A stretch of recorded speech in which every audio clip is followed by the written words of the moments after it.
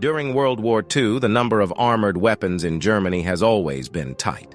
Despite Germany's efforts to collect all available equipment for modification, there was still a large gap.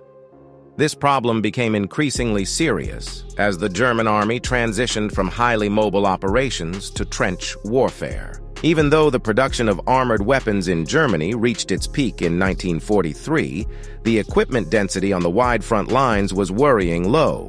The Battle of Kursk almost deprived Germany of its battle-level armored mobility, and the Battle of the Bulge only managed to squeeze out about 1,000 various tanks and armored vehicles from different units.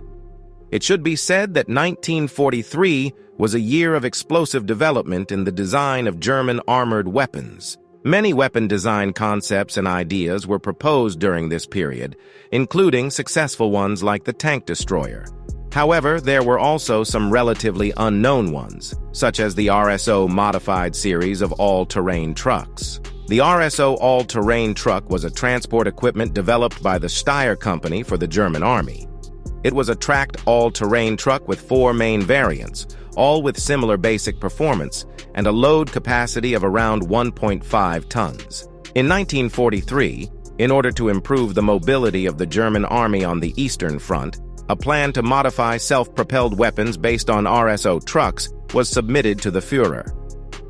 Although the Führer's preferences did not usually align with this type of modification, this time he approved the plan, believing it to be feasible. While it was certainly inferior to heavy armored tanks, it could indeed enhance the Army's anti-tank combat capability.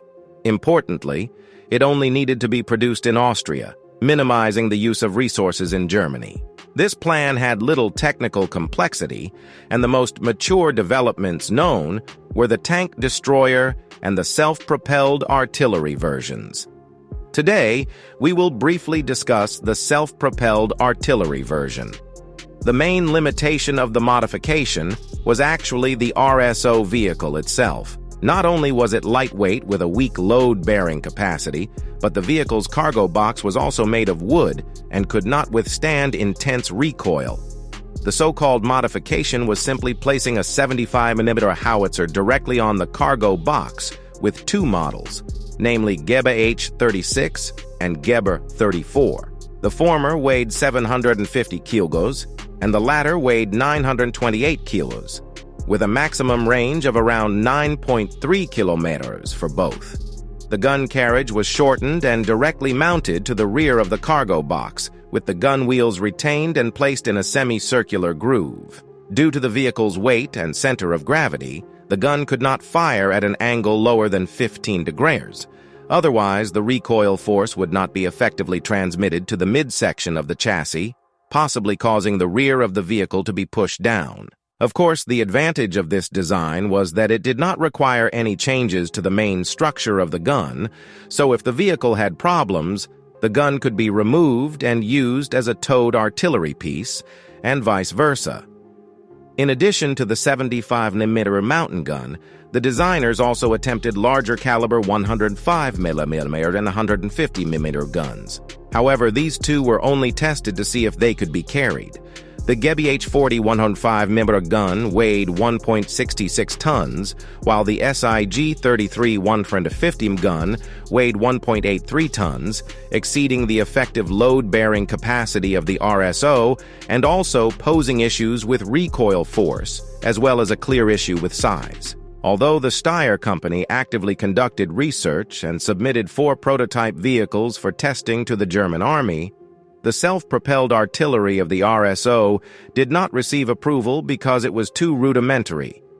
While the model with the 75mm mountain gun had some feasibility, the artillery's power was too weak. It was not worth using a tracked chassis to modify this model, and it was better to keep the artillery in towed status. The entire RSO modified weapons series only had clear success with the tank destroyer model, with almost 100 vehicles produced, while the self-propelled artillery version only had 4 prototype vehicles. Other versions, such as the self-propelled anti-aircraft gun, had almost no practicality. The RSO all-terrain vehicle itself was only a lightweight transport vehicle used to transport ammunition and other supplies on the Eastern Front, with a load capacity even inferior to the semi-tracked vehicles used by the German army.